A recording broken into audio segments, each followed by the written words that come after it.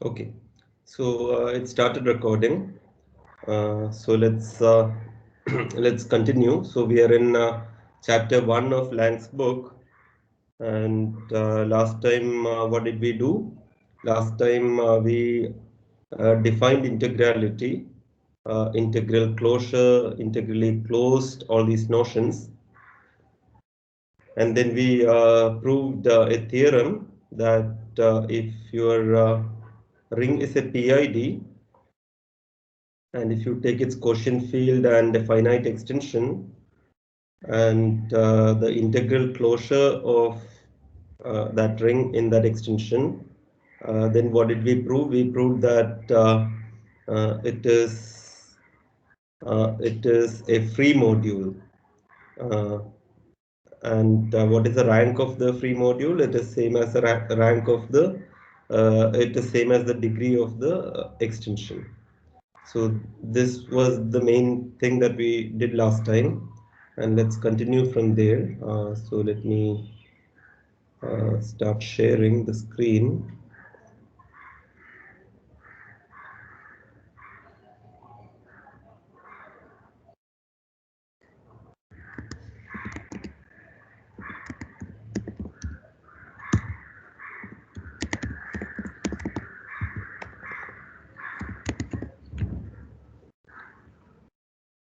So I hope you can see the slides.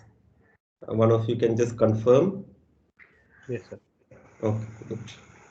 So this is what. Let's continue from there. So today we will discuss prime ideals in integral extensions. Uh, so certain notions we will introduce today. So once again, last time we ended by proving that the integral closure of a PID in a finite extension of its quotient field. So you have A, PID, its quotient field K, some finite extension L, and then you are taking B, which is the integral closure of A in L. And then the claim was that, so we know that B is an A module, and what we proved is that it is free as an A module. And the rank was the degree of the extension L over K. And what was the main input in proving this? This came as a consequence of something else that we did. We assumed two conditions. So A is general. We put two conditions on A, and then we proved a finite generation statement. This is where we spent time. And then this theorem was immediate by the structure theorem for finitely generated modules over a PID. So this was the main point. And what were those two conditions under which we proved finite generation? We imposed A is Noetherian, and then we also imposed A is integrally closed. And when we apply to a PID, of course, PID is Noetherian and PID is a UFD, and UFDs are integrally closed. Okay, so today we will discuss the behavior of prime ideals in integral extensions. This is what we will do today.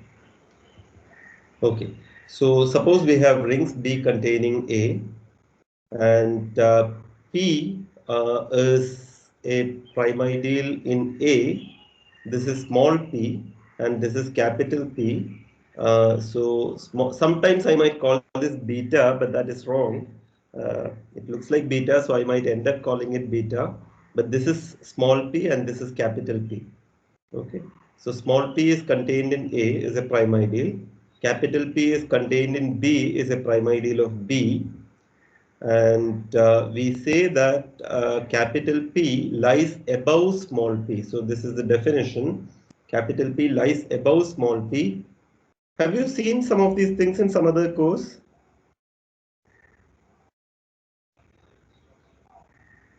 Yeah, maybe some parallel course that you're doing now. Is it there somewhere? I've not seen it in a course, but I have seen it otherwise. Okay, fine. So P lies above P. So what is the definition? This is in the big ring B, and this is in the subring A, and you intersect P, capital P with A, and it should be equal to small p. So P lies above P, capital P lies above small p, if capital P intersection A is small p. This is the definition. Okay, and sometimes we denote it by P, then this symbol dividing P divides P. Okay, sometimes we write like that. Okay, I hope the definition is clear. In this case, we have a commutative diagram like this. So this arrow is what? This arrow is just containment. A is contained in B. So that's of course an injection. It's actually containment. A to A mod P is the usual natural map, the reduction mod P, and B to B mod P is the reduction mod P. And then you have a map from A by P to B by P. Why is it well defined? It's well defined because small p is contained in capital P. Therefore, this is well defined. And is it injective, this map?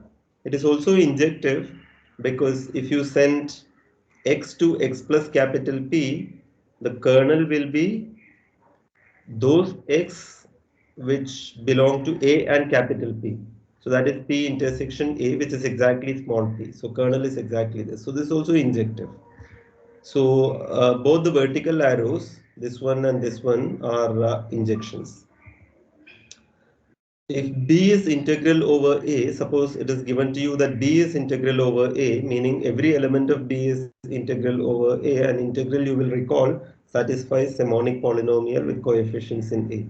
So if B is integral over A, then B by capital P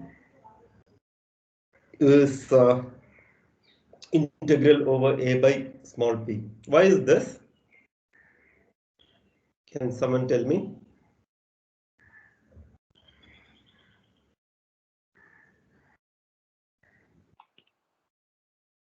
Yeah. I don't know. You just take the equation. You take some element of B mod capital B. Okay, B so mod B.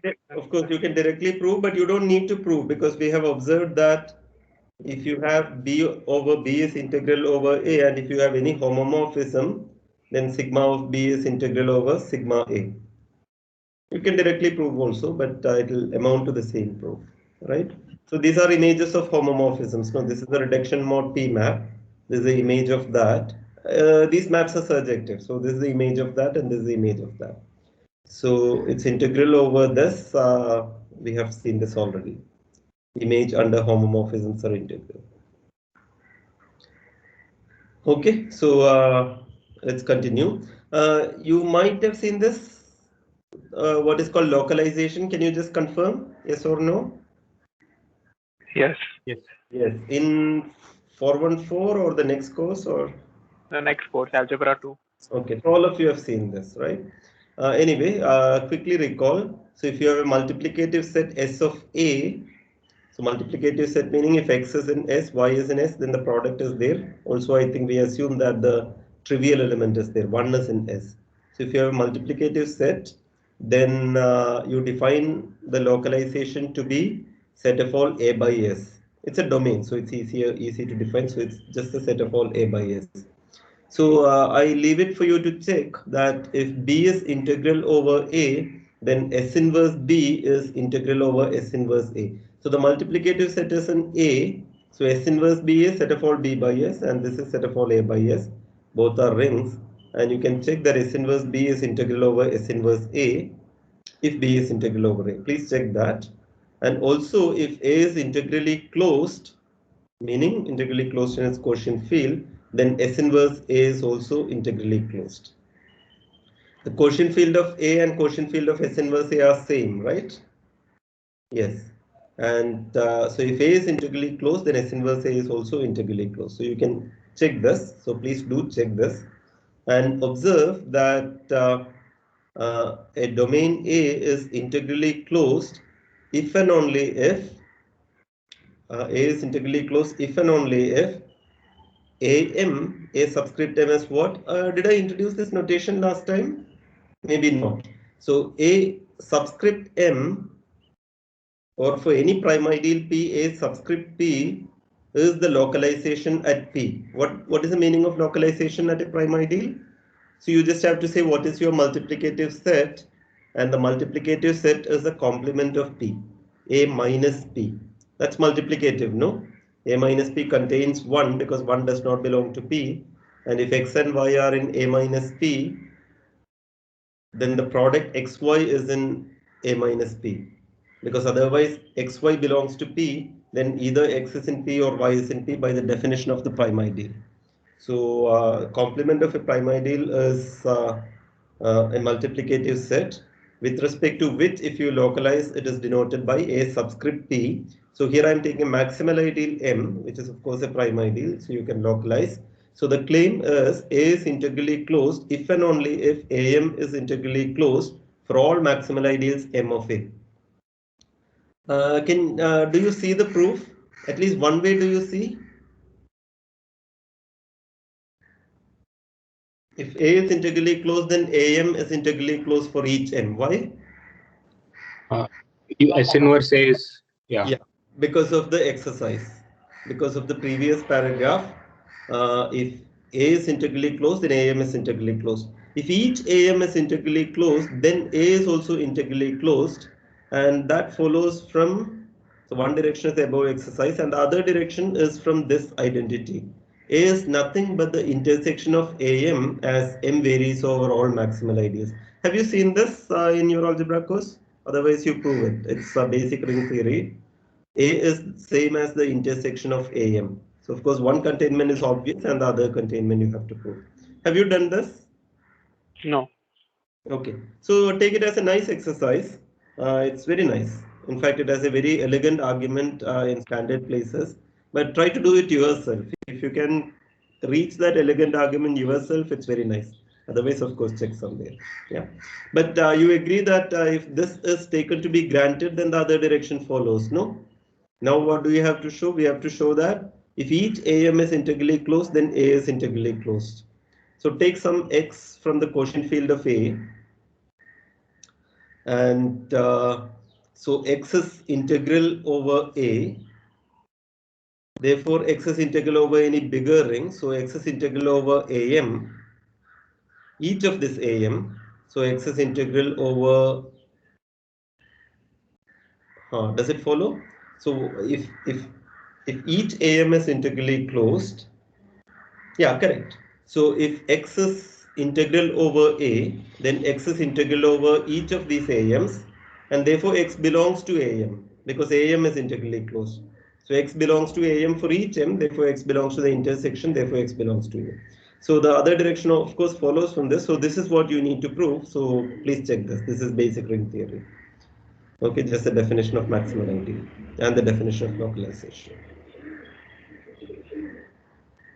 Okay, so some books and some places, especially in algebraic geometry, so these things are important in algebraic number theory. These things are also important in algebraic geometry, and especially commutative algebra with a view towards algebraic geometry. One might call also these rings as normal rings. A domain which is integrally closed sometimes is called a normal domain or a normal ring. So. Now let's prove an important property which is called the lying over property. So what is the statement? Suppose you have a prime ideal contained in A and B is given to be integral over A. Then we are going to claim that there exists a capital there exists a capital P in B which lies over A. Lying over A meaning this is the definition, capital P intersection A is P. So this is the lying over property. If B is integral over A, if you choose any prime ideal downstairs in the base ring A, then there is a prime ideal above which lies over the ideal that you have chosen. So we need to prove this. So existence of such a P is what is called lying over property, and it is true for an integral extension. If B is integral over A, given any prime downstairs, there is a prime upstairs which lies over the original prime. So let's prove this. Okay, so the first claim is that, so what is given to you is a small p, and you can take P in B, right? So this is what some people call extension, the ideal generated by P in B. Ideal generated by P in B. So this will be summation AI BI, where AIs are from P and BIs are from B. So you can take PB, that's an ideal, and that is strictly contained in B. That's our first claim. It is not the whole of B. Okay, so we are going to prove this first, and then we will come back to showing that such a prime exists. Okay, so let's prove this claim first. So the idea to prove this is you need to remember two things. One is, see, in algebra, the point of introducing localization is many results. You can prove for the localized ring first. So after localization, it is easier to prove. And then you can say that without loss of generality, that's enough. So same idea here. The idea to prove this inequality is localize. And if you localize at a prime ideal, what is the property of AP? AP is, of course, a local ring. Then for local rings, you have this famous lemma, Nakayama Lemma, and we are going to use that. Okay, it's not just for local rings, but it's easier to use for local rings. So we will use localization plus Nakayama. Localization plus Nakayama in order to prove this. So first we are going to localize with respect to the complement of the given P. You have given me a P. I take the complement of that as my multiplicative set, and my notation for S inverse A is AP, which I have already used in the last slide, and BP is S inverse B.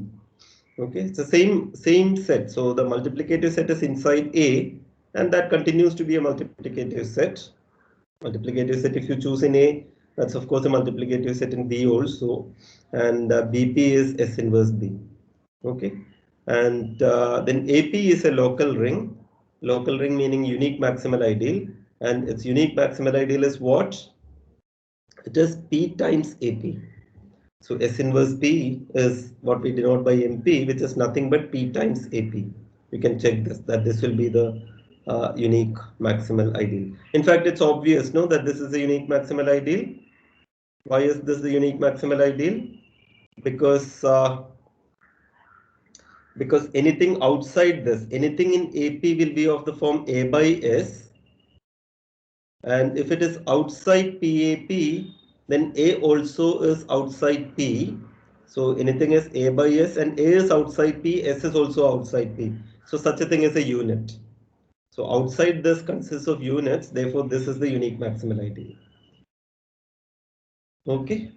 So yeah, so we want to prove PB not equal to B. Now, by the exercise that you have seen last time, I mean in the last slide, you know that BP is integral over AP, right? AP is contained in BP, A is contained in B, so AP is contained in BP, and because B is integral over A, localizations are also integral. So BP is integral over AP. Okay, and now we are going to show. So I want to say that it's enough to prove this statement after localization. So let's check this. This is simple check. You take P times BP. P times AP is the maximal ideal of AP. You take P times BP. P times BP you can write as P times AP times B. That's easy check. AP and B both are contained in this, so this containment is obvious. And if you take something here in BP, that will be of the form B by S, that can be written as 1 by S times B. So the other containment is also obvious. Of course, you have to write it for finite sums, but this is the basic idea. Since B by S is 1 by S times B, summation involving such things also will fall. So this is obvious. PBP is P times AP times B, which is P times AP times BP. Again, this is contained in, this is obvious because B is contained in BP. And if you take something here, why is it equal to this? Because something in this is A by S, something in this is B by S. But that B by S, that denominator S can be absorbed in the denominator S in AP. So the numerator is enough. So this is also okay. And what is PAP? PAP, our notation is MP. So PAP is MP. So this is just MPBP. So an obvious identity is PBP is nothing but MPBP. Okay. And therefore, PB equal to B. Suppose PB equal to B. We want to prove that PB not equal to B. We want to prove this, PB not equal to B. But suppose PB equal to B, then you can localize on both sides. So on this side you will get BP, and PB, if you localize, what will you get? PB, if you localize at P, you will get PBP. You can check that. But PBP we have shown is MPBP. So if PB equal to B, then you will get MPBP equal to BP. Therefore, it's enough to show that MPBP is not equal to BP. Okay, so it's enough to show that MPBP is not equal to BP in order to show that PB not equal to B. We want to show PB not equal to B. So therefore, it's enough to show that for a local ring A comma M and B integral over A, MB is not equal to B. Agree, no? Because if you can contradict this, then you have contradicted this, and which is what we wanted to do. So we need to show only for a local ring and for a maximal ideal. So you can take A to be a local ring with maximal ideal M, and if B is integral over A, you need to show that MB not equal to B, in which case you have generally proved that PB not equal to B. Is there any question on this step? So this is the without loss of generality localization statement. I mean, you can localize and prove, that's enough. You agree, no? Okay, if there is a question, please stop me. Otherwise, let me continue. So we need to show that MB not equal to B, and suppose not. Suppose MB equal to B. Consider B. So B is an A module. B is a ring containing A. Treat it as an A module. And suppose MB equal to B. But so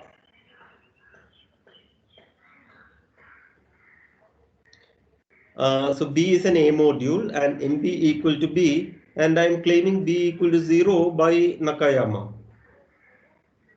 Because for Nakayama you need to apply an ideal contained in all maximal ideals, but it's a local ring. A is a local ring. There's a unique maximal ideal. So if MB equal to B, you can conclude B equal to 0, which is a contradiction because B is not 0, and you would have proved MB equal to B. Are you okay with this proof? The last step. Okay, let me not cheat you. I am saying that this proof is not correct, not quite correct. Can you tell me why? What is the mistake in this argument? I'm telling you there is a mistake in this argument. What is the mistake? B should, sir, B should be a finitely generated. Okay, who is this? Aman. Amanpreet. Amanpreet. Yes, sir. Okay. So B should be finitely generated in order to apply Nakayama. You are right. But this is the idea of the proof. Okay, proof idea is this, but only problem is B may not be finitely generated, but that can be fixed. So this is not quite right because B need not be finitely generated as an A module. So you write, but if MB equal to B, if MB equal to B, you can write 1 here. 1 belongs to MB, so you can write 1 equal to M1 B1 plus etc. Mn Bn, where Mi's are in M and Bi's are in B. And now consider, would you like to say, Amanpreet, what module one should consider now? Or somebody else, Manav, Pradyumna, Nitesh, anyone? So instead of B, I will consider a new module and I will apply Nakayama. Ideal generated by B1 to Bn. Exactly. So consider the module generated over A by B1 etc. Bn. Actually, this is the A algebra generated by B1 etc. Bn, but because Bi's are integral, we have proved that A bracket B1 etc. Bn is finitely generated as an A module. That comes from integrality. Okay, so consider B naught, and we have proved in the last class that if Bi's are integral over A, then the finitely generated A algebra is in fact finitely generated as an A module, and now MB0 is B0.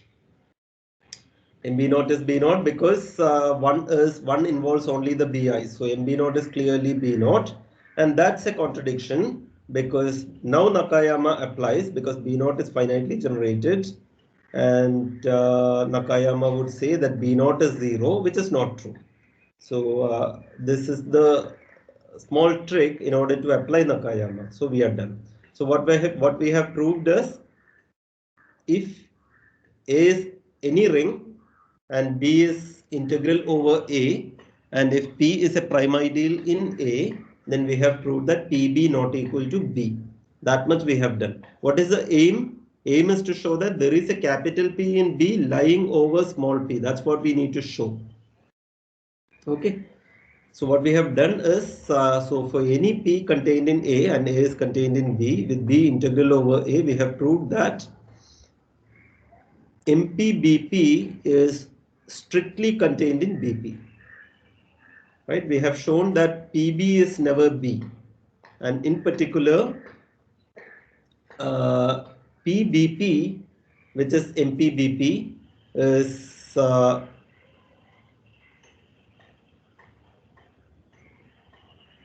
we have proved that PB not equal to B. PB is strictly contained in B, and this is true in this general situation. In particular, if you take BP and MP, then MPBP is strictly contained in BP. And then what can you say? Any non-zero ideal is contained in a maximal ideal. Therefore, there is a maximal ideal M of BP such that MPBP is contained in that M. Right? This is not the full ideal. This is a proper ideal. Any proper ideal is contained in a maximal ideal. This could be equality also. I mean, I could have put subset meaning subset or equal. So there is such an M. Okay. Therefore, you intersect on both sides with AP. So M intersection AP contains MPBP intersection AP. But what is MPBP intersection AP? What is MPBP intersection AP? It clearly contains MP, no? MPBP contains MP and AP contains MP. So this clearly contains MP, and then it's an equality. Why? So this containment is clear. Both contain MP, so this contains MP. And if you take something from this, it will look like A by S, and that A by S belongs here. So therefore A should be summation MIBI, and from that it follows that A belongs to M. A belongs to A by S belongs to MP. So using the basic properties, you show that this is actually equal. And so what you have got is this maximal ideal of BP intersected with AP. This contains MP. But I'm going to claim that this is actually equal to MP. What we have shown is this contains MP, but next claim is this equals MP. Why is that?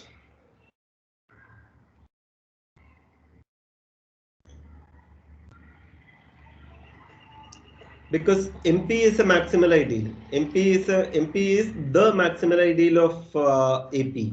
MP is the maximal ideal of AP. So if this was strict containment, then M intersection AP would be AP, equal to AP. But if M intersection AP is AP, then that would mean M is contained in. If M intersection AP is AP, that would mean M is contained in AP, but that is not true. That is not true because M contains MPBP and BP has elements outside AP. So, so that is not true. So because of the maximality of MP, it follows that M intersection AP is equal to MP. because MP is maximal. So what have we achieved? We wanted to show that there is something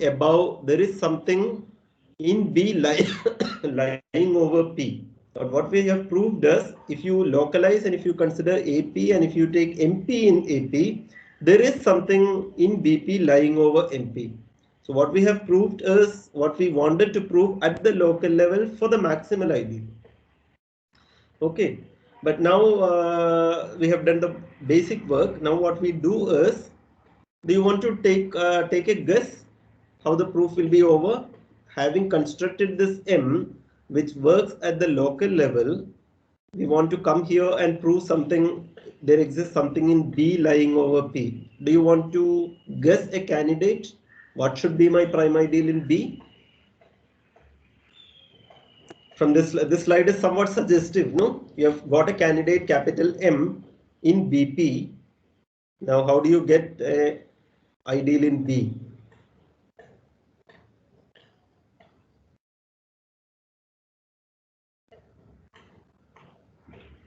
Contraction. Yeah, so what do? Capital M, you intersect with B. That will be the most obvious guess, and that works. So take P equal to M intersection B, and check that this is a prime ideal in B. That's obvious, I think. Yeah, that's obvious. And now if you take capital P intersection A, that is M intersection B intersection A, which is M intersection A, and M intersection A is M intersection AP intersection A, and M intersection AP we proved is MP. So that is MP intersection A, which is P. So that works as clear. So we have got a prime ideal lying above P. Okay.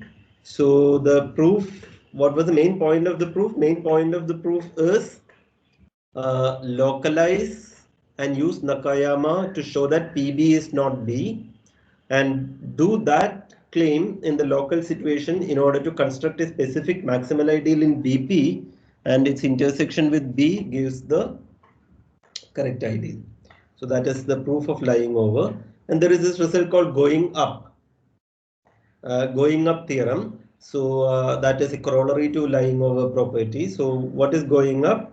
Going up says that if you have prime ideals, if you have a chain of prime ideals like this, P contained in P prime contained in A, and a capital P which lies over P, so there is a capital P which lies over P, then we want to say that there is a capital P prime lying over P prime containing capital P. Okay. So we want to say that there is a P prime containing P and lying over P prime. So this is going up, and this follows immediately. So what is the proof? Proof is apply lying over to what? We have already proved for one thing. If there is only one P, then we have proved there is a P lying over that. So if this much is given, if you have to get such a P prime, what can you do? So it's a corollary to lying over. So apply lying over. So what is given to you is, there is a capital P is given to you. So you can take A by P and B by capital P. And we have shown that B by capital P is integral over A by small p. So you can apply lying over to B by P over A by P. So you can apply lying over to this picture. You can apply lying over property on this arrow, because this is integral and injective, and you can apply it there to which ideal? What is the prime ideal that you will take here now? The prime ideal here is P prime by P, and by lying over you will get some prime ideal here, which will be of the form capital P prime by capital P for some capital P prime, and you will get that, and that does the job. So going up is proved. Okay. There is also a going down statement. Can you guess the statement? If this is what is called going up, what should be the statement for going down?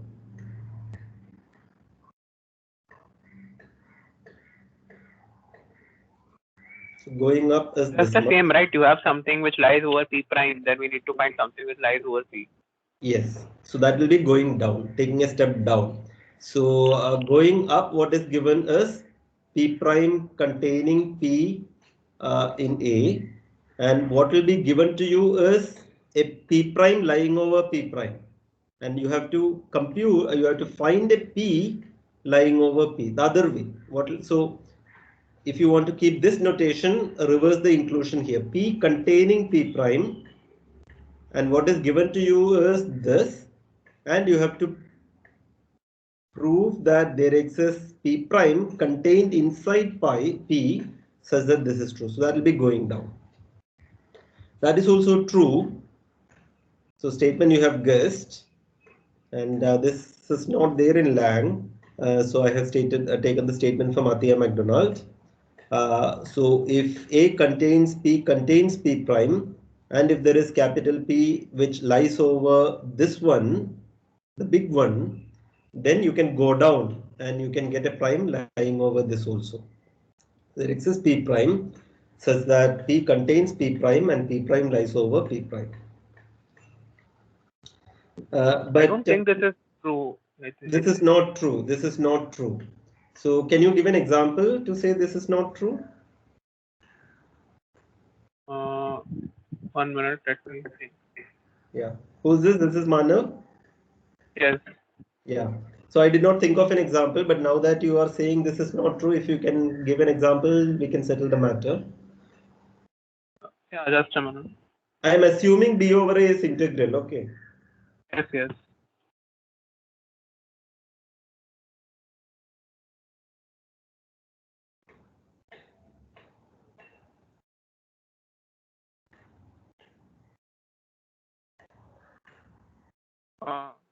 Okay, so I'm looking at it from a book. I don't know of one myself, but So what are you doing? I'm looking at it in a book. Okay, but if you know exactly where you have, then you can quickly look. But if you will take time, Yeah, I got it. Can I say that? Okay, okay. Yeah, so R is Z, suppose, and S is ZX mod I. R is so A is Z. Yeah, A is Z and B is ZX mod I. That should not work because Where okay. I is 2x comma x square minus x. 2x comma X square minus x. okay, and then you are going to say that going down is not true. But Yes. in this case, this extension may not be integral, no? No, this extension will be integral, right? Because ZX is integral over Z. No, sorry, it's not. But ZX, sorry, 2x comma x square minus x, right? So then ZX is integral over Z, right? Because x is integral over Z. Because 2x, x square minus x is 0. X square minus x. X square minus x you're putting. Okay, so x square minus x 2x is comma 0. x square minus x. X is integral. So zx by 2x comma x square minus x. That's your ID. Yeah. Yeah, that was ZX mod I. So I'm saying S equal to ZX mod I. So where I is this. I is this. Okay, and you have Then S made is it. integral over R. You have made it integral by putting x square minus x, and Yeah. So then I'm taking the prime ideal. yeah, In the larger ring. yeah. 2 comma x bar minus 1. Okay, So this lies above 2z. okay. This lies above 2z, but there is nothing lying above 0. Like 0 is contained inside 2z. So if the going down theorem was true, then there should be something lying over 0 also, right? I got an ideal, something lying over 2z. But Going down there is theorem was true. something. But there is something lying over 0 also, no? If you take, but the ideal, what about the ideal generated by x? What was your original ideal? 2 comma X bar minus 1. x square minus 1. X minus 1. 2 comma x X minus 1. minus 1. 2 comma x minus 1. Okay. But that contains the ideal x minus 1. And the ideal x minus 1 intersection with z is what?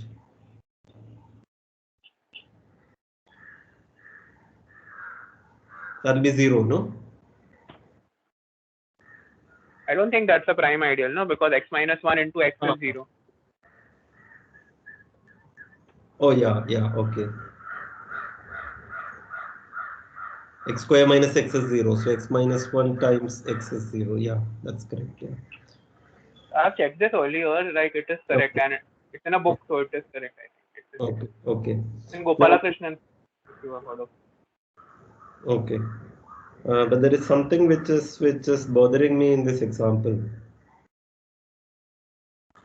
But I need to think maybe.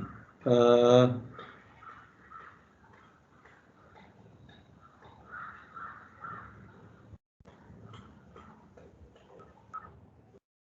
you are saying this is an integral extension, and then you are saying you are giving an ideal. You are saying that this is a prime ideal 2 comma x minus 1. And so you have to give me a prime ideal downstairs, which you are giving what? What containing 0? What was the other ideal? What was P? P was 2z. Oh, you are saying like the other ideal was 0, right? 2z contains 0. There is something lying over 2z, but there is nothing lying over 0. 2z. So this is the ideal generated by 2, and this is 0, right? This is the ideal generated by 2. This is ideal generated by 2, and this is 0. And then you have given me something which is lying above 2. Yes. And then you are saying there's nothing lying above 0. Yeah, once it is integral, there will be nothing lying above 0.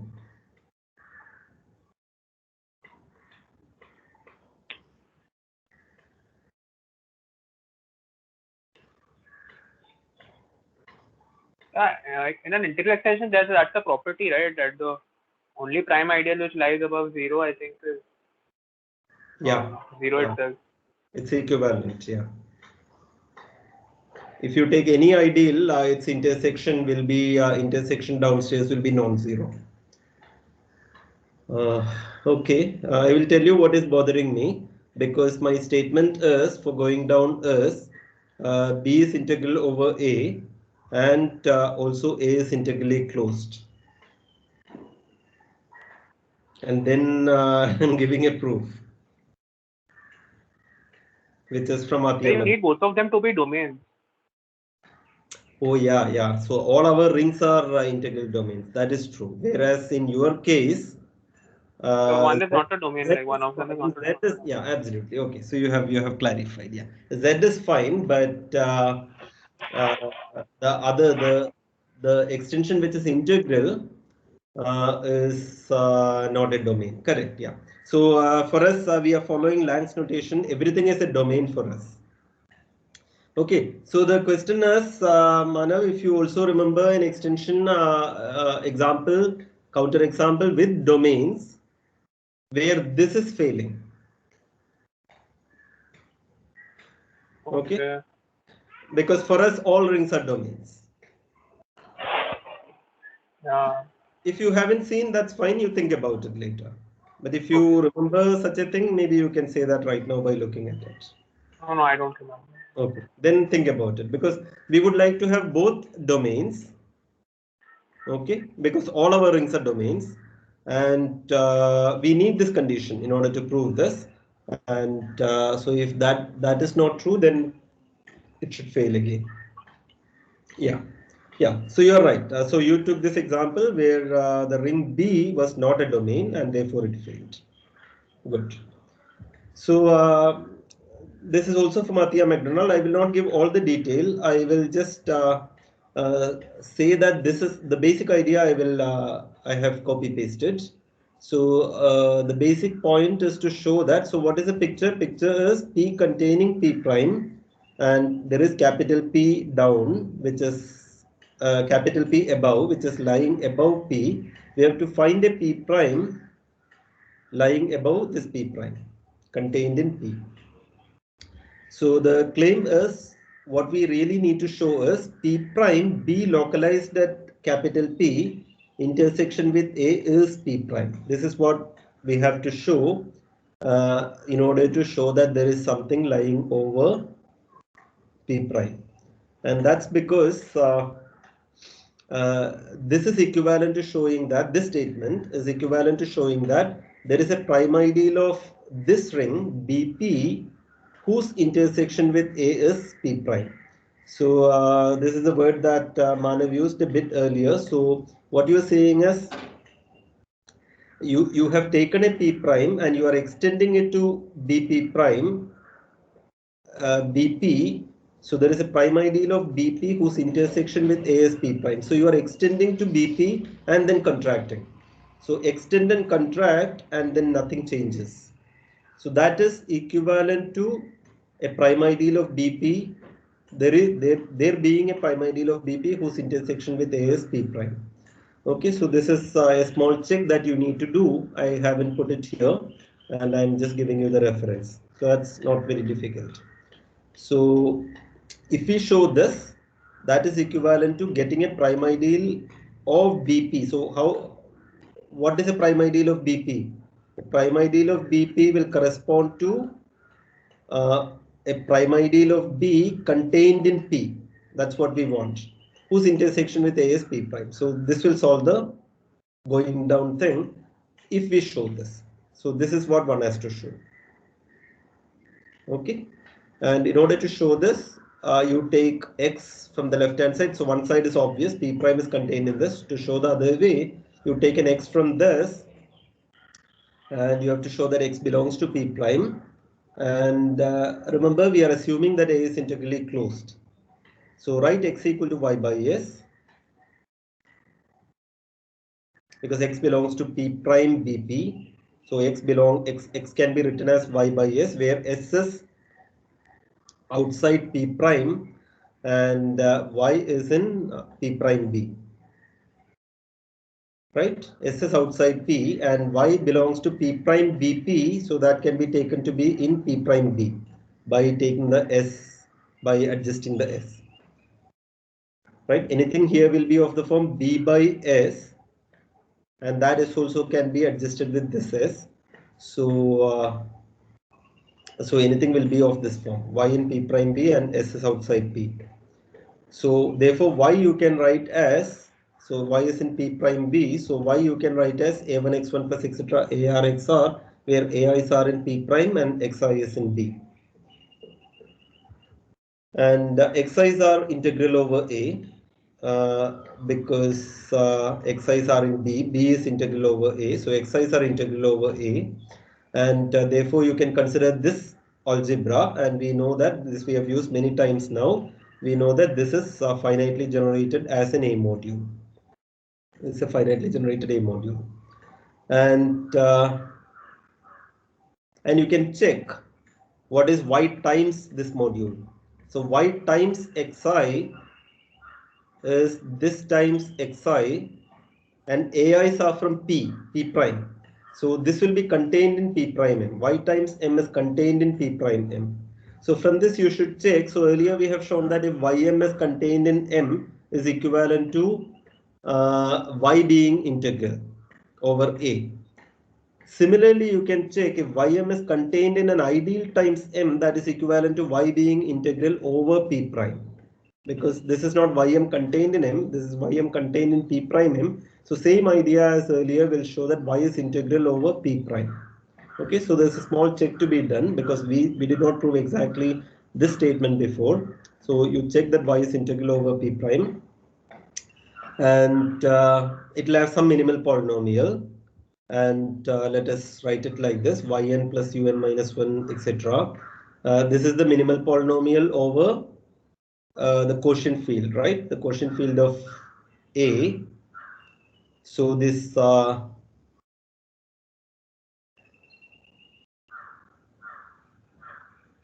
yeah, so Y is integral over P prime is given, and therefore this UIs are in P prime. So minimal polynomial will be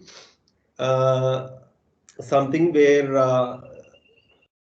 the coefficients are from the quotient field, but they belong to P prime because of integrality over P prime. Okay, so with Ui in P prime, and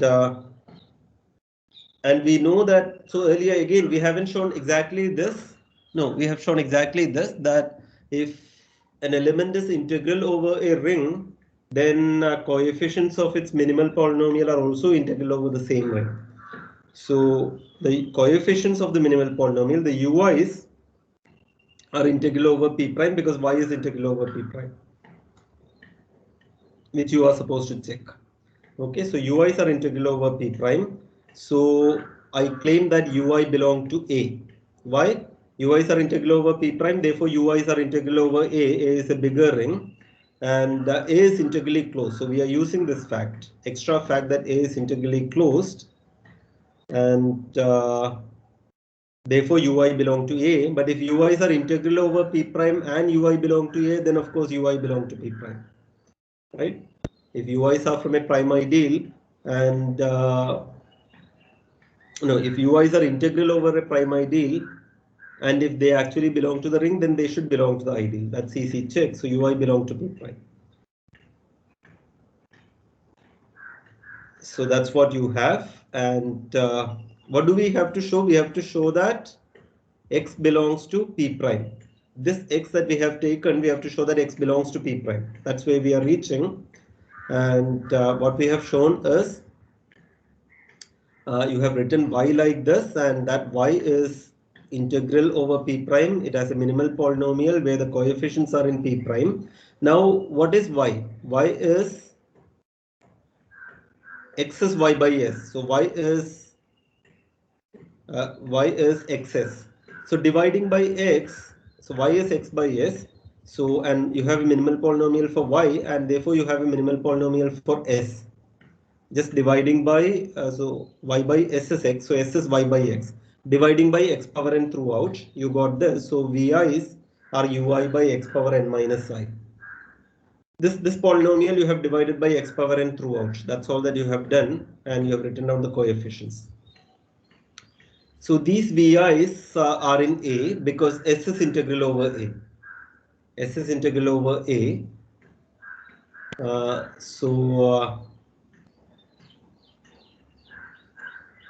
What is S?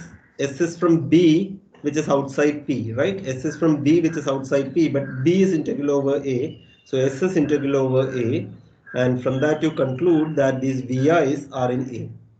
So VI's are in A, but VI is what? As S is integral over A.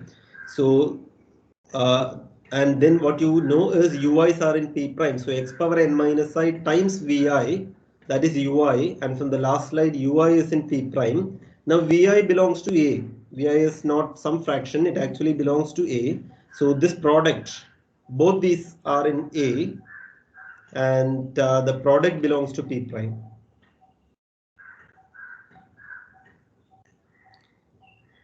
The product belongs to P prime. What was X?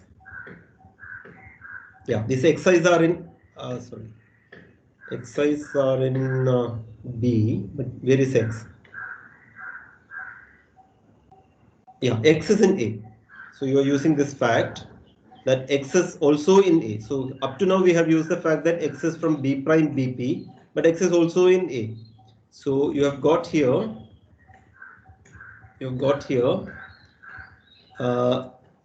something in A times something in A. Here you have concluded VI belong to A. The product is in P prime. Therefore, one of them has to be in P prime.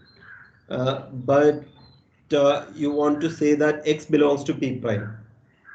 So we claim that X belongs to P prime because otherwise you get VI is in P prime.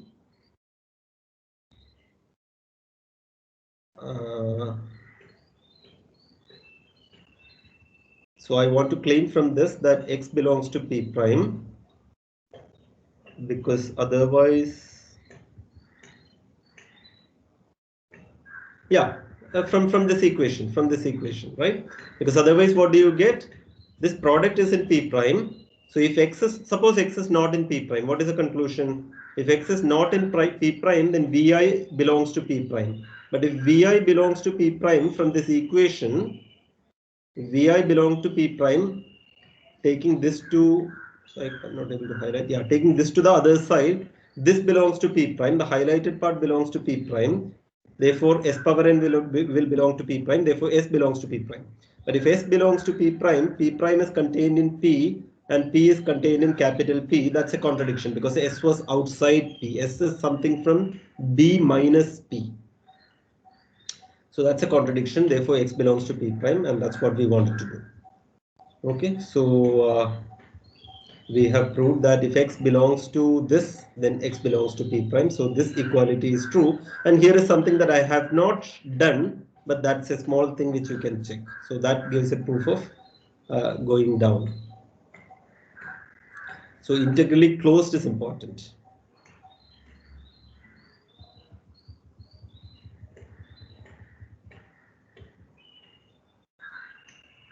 Okay, all right. So that's going down. So you have going up and going down. Going up under integrality, going down under integrality together with the base ring being integrally closed.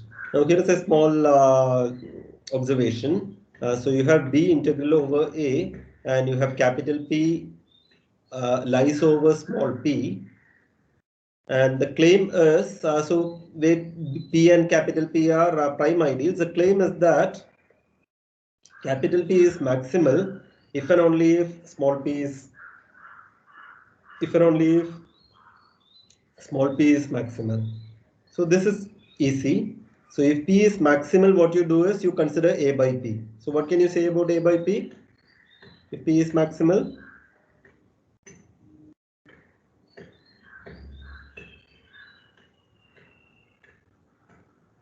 yeah.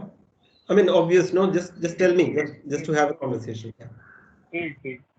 It's a field, A by P is a field, and you have B by capital P containing A by P. So B by P is also a field. Why? Because B by P is integral over A by P because B is integral over A. And if you have a domain which is integral over a field, you can check that that's also a field. So B by P is a field, so P is maximal. So one side is obvious. So here the observation is that in integral domain which is integral over a field is a field. So check that, and you're using that. So P is maximal. On the other hand, if P is maximal, then B by P is a field. And if we want to show that A by P is also a field. But if A by P is not a field, then it has some non-zero maximal ideal. And then B by P will have a maximal ideal lying above it. But that's a contradiction. Right? So if A by P is also a field, we are saying, suppose not, then there is a non-zero maximal ideal.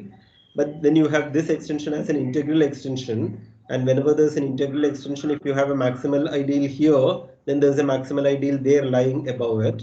But B by P is a field. So there's no maximal ideal lying above a non-zero maximal ideal, showing that A by P is a field. So P is maximal. Okay, so this lying above property, you have a prime lying above. One of them is maximal if and only if the other is maximal. Okay, so we will stop a bit early today. We will stop with this with a recipe for an explicit description in one particular case. So suppose A is integrally closed with quotient field K, and let E be a finite extension of K. And B is the integral closure of A in E. These are all standard notations. But what we are going to further assume is, suppose it is given to you that B is generated by one element alpha. Okay, B is A bracket alpha. In this case, we want to, take now given a prime ideal A. In fact, I'm doing it only for a maximal ideal. Given a maximal ideal in A, I would like to see how to construct maximal ideals in B lying over this P. So it can be done using the minimal polynomial of this alpha. So let fx be the minimal polynomial of alpha over K. And suppose P is a maximal ideal of A. And we are interested in the prime ideals B, capital P of B, so they will be maximal, right? They are lying over P. So they will be automatically maximal. We are interested in finding out those. So what one can do is you can take the quotient field A by P, and which is a field because P is maximal, and consider reduction mode P from A to K. So this also gives you from the polynomial rings also you have this map. So let us denote F modulo P by F bar.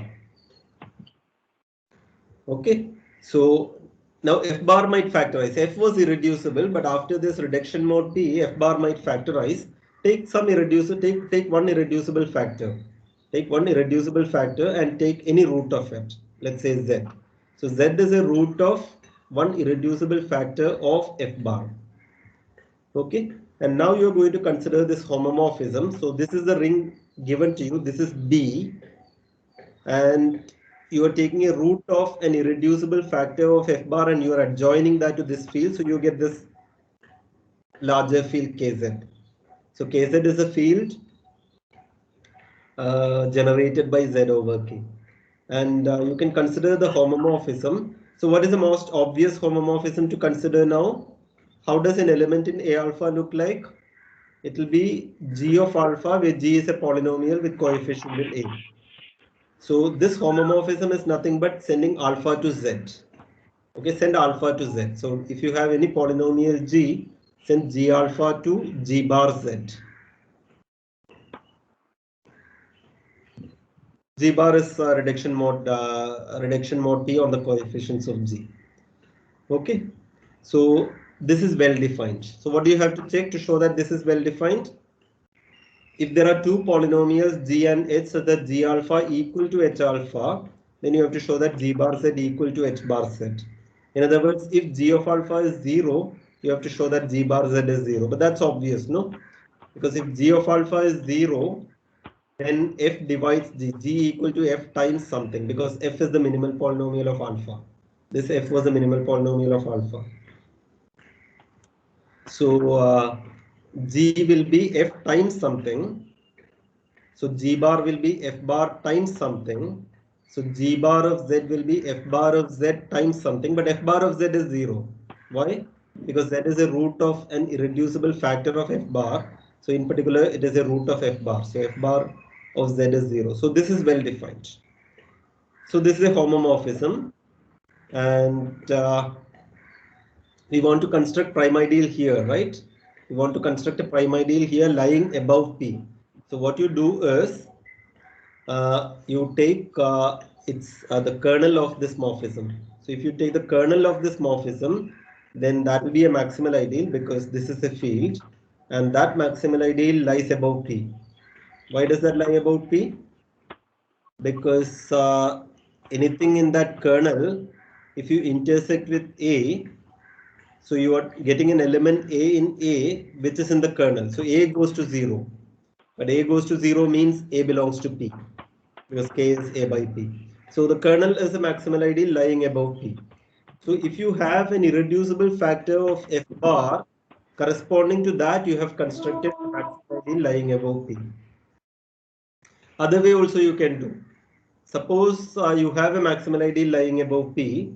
If P is a maximal ideal of B, then B by P will be a field because P is maximal ideal, and that will contain A by P, that will contain K, so that will be isomorphic to K over Z for some Z, and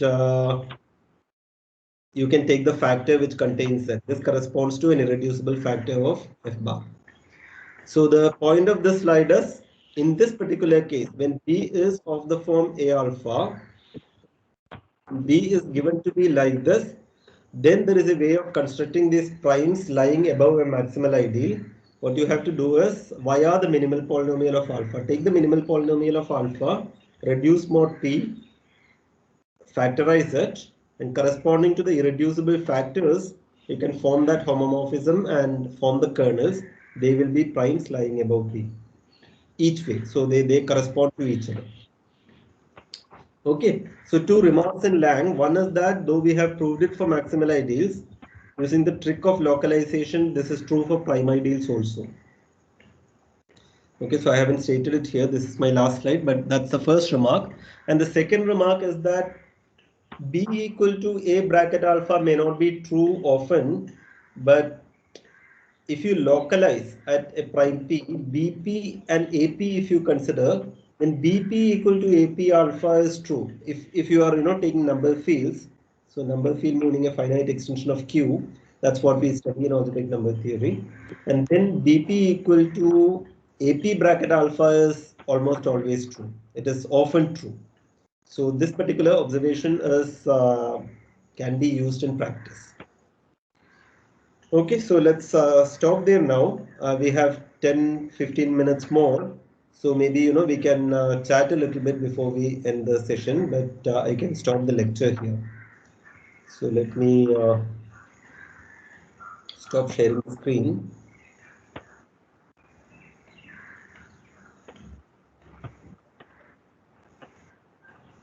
Let me stop sharing the screen and stop recording also. So yeah, so as I said, we have some time, we can discuss a little bit, but maybe I can stop the recording.